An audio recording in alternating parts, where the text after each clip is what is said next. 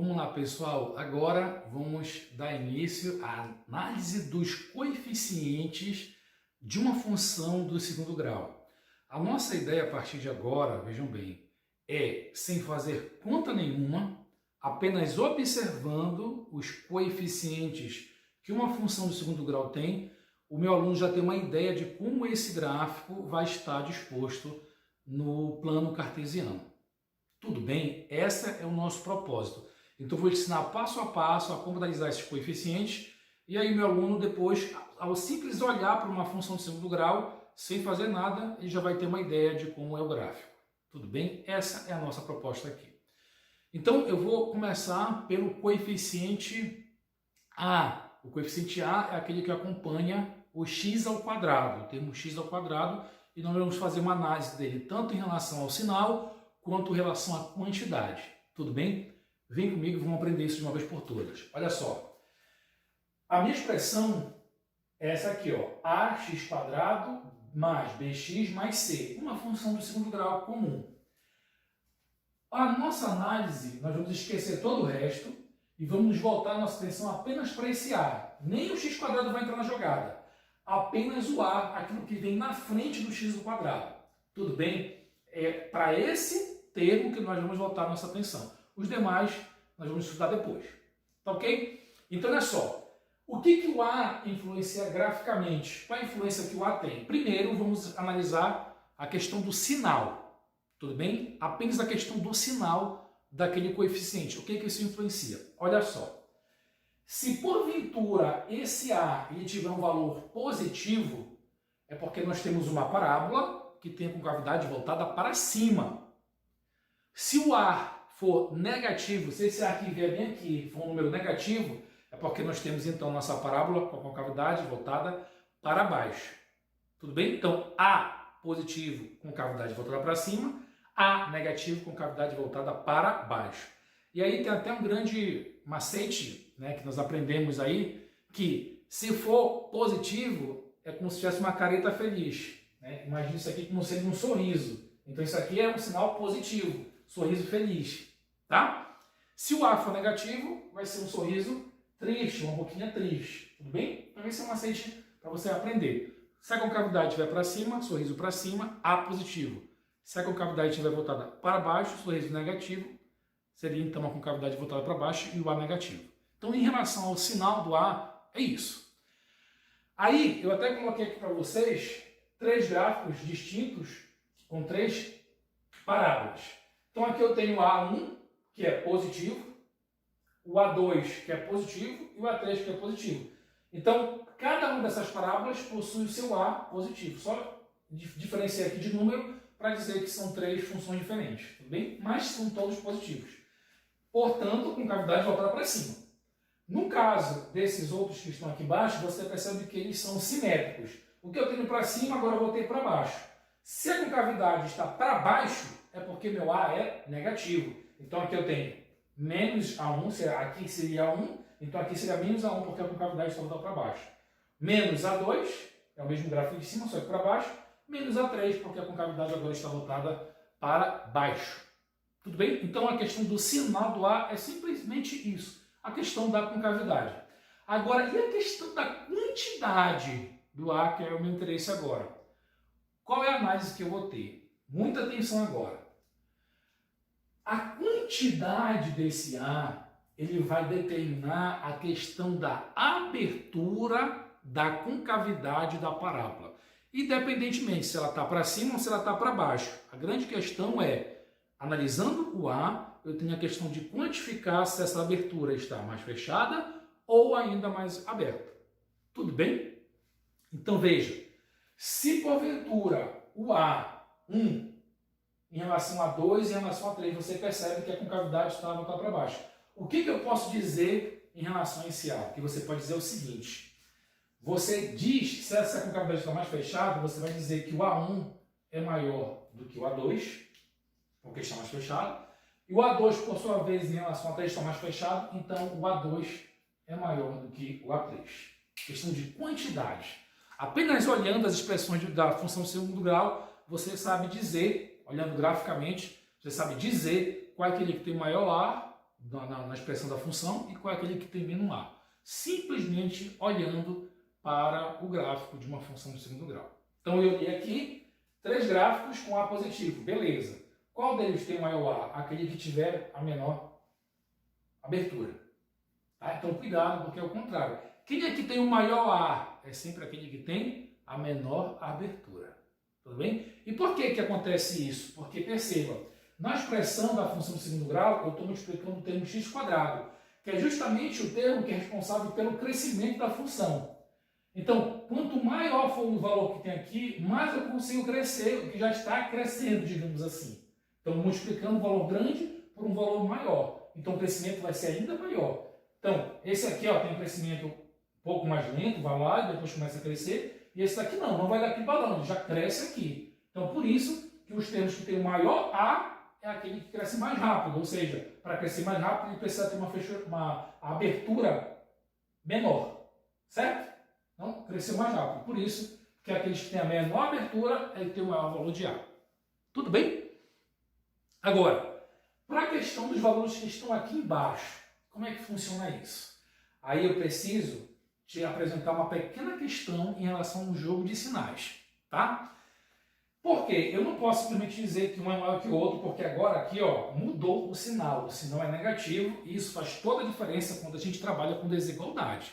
Tudo bem? Mas lembre-se, nós estamos interessados aqui apenas em quantidade. Não quero saber sinal. O sinal você já viu que tem influência sobre a questão da concavidade. Eu estou atrás apenas da quantidade. Então vem aqui comigo. Olha, se eu te perguntar, nesse exemplo que aqui está, entre 1 e 10, qual é o maior valor entre 1 e 10? Você certamente vai responder que é o valor de 10. Agora, se eu te perguntar qual é o maior valor, menos 1 ou menos 10? Quem é o maior valor? Menos 1 ou menos 10? Cuidado. Tudo bem? Cuidado porque pode haver uma pequena confusão. Mas veja bem, o menos 1 é maior do que o menos 10. Eu vou te mostrar por quê, vou te provar isso. Quem é maior, 10 ou 1? Você já me disse. É o 10. Quem é maior, o 1 ou o menos 1? O 1 que é positivo. E agora, no mesmo raciocínio, quem é maior, menos 1 ou menos 10? O menos 1. Então você percebe que para esse lado aqui nós temos os ganhos. E para esse lado nós temos as perdas. Ó. O eixo positivo seria nossos ganhos e o eixo negativo aqui ó, seria nossas perdas. Então toda vez que eu estou na direção dos meus ganhos, maior será o valor. Então na questão da desigualdade, o crescimento se dá sempre no sentido, no caso aqui eu coloquei para cima, né? Então no sentido positivo dos números. Tudo bem? Por isso que menos 1 é maior do que menos 10. Só que eu não quero analisar a questão do sinal, eu já te falei, eu quero analisar apenas a questão da quantidade. Tudo bem? Eu quero analisar apenas, agora, essa distância, no caso de 0 até 10, de 1 até 10 e agora de 1 até 10. Apenas a distância. Aí o que é que eu vou fazer? Aqui a distância está ok, esse é maior do que esse. E aí o que eu tenho que fazer bem aqui, para trabalhar só com a distância? Eu trabalho com o módulo, tá? Então eu vou trabalhar com o módulo. Quando você trabalha com o módulo, que é representado por essas 2 barrinhas, você está dizendo o seguinte, eu não estou interessado no sinal, eu estou interessado apenas na quantidade. E agora sim, trabalhando só com a quantidade 1, a quantidade 10, porque você tirou o módulo. Aí a pergunta é, quem é maior agora que quem? A quantidade 10 é maior que a quantidade 1, porque agora eu não estou interessado mais no sinal. Por isso que a gente utiliza módulo. Tudo bem? Para não analisar a questão do sinal. Aí agora aqui é o mesmo raciocínio. É o mesmo raciocínio. Lembra que o A1, como ele está refletido com esse aqui, ele seria o maior, se eu colocasse aqui. Só que como ele está com sinal negativo, ele sendo maior, com sinal negativo ele acaba se tornando o menor. Só que eu não quero trabalhar com isso, eu não quero trabalhar assim, mas eu quero trabalhar apenas as quantidades. Aí o que eu faço? Eu boto um módulo bem aqui, ó. Em todos eles, eu vou colocar um módulo. Para dizer, olha, eu estou interessado apenas na quantidade do A. Tudo bem? Aí agora sim você pode dizer que o módulo de A1 é maior do que o módulo de A2, que por sua vez é maior do que o módulo de A3. Deu para entender, pessoal? Então essa seria a questão da análise tanto do sinal positivo, com cavidade para cima, negativo, com cavidade para baixo. quanto à questão das quantidades. Se tiver com cavidade para cima, só você olhar quem é o maior. Se tiver com cavidade para baixo, aí você teria que tirar os módulos para saber quem é que tem a cavidade mais fechada ou mais aberta. Tudo bem? Então, o vermelho aqui ele teria um módulo maior, porque tem a cavidade mais fechada.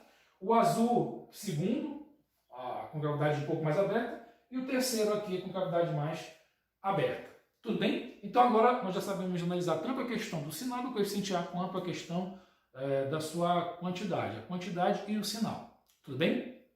Uma coisa que eu gostaria de compartilhar com vocês é a questão dessa abertura, né, que nós temos. Que influência tem isso? Nos projetos de telecomunicações, quando se projeta antenas, né, a antena nada mais é do que uma parábola, né? Por isso que nós chamamos de antena parabólica, inclusive.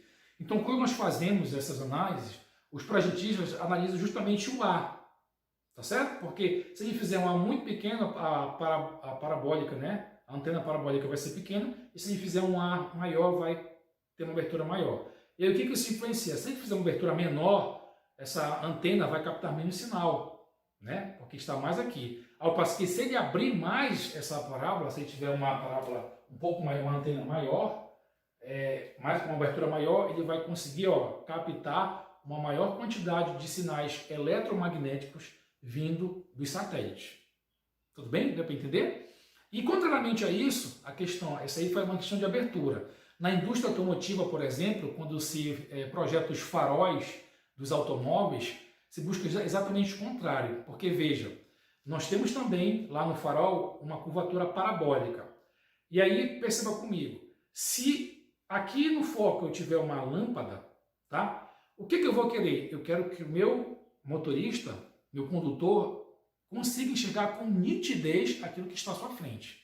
E aí, qual vai ser a minha escolha? Abrir mais esse arco de parábola ou fechar mais esse arco de parábola? Veja, nesse caso, se eu abrir o arco de parábola, eu naturalmente vou ter uma maior área iluminada.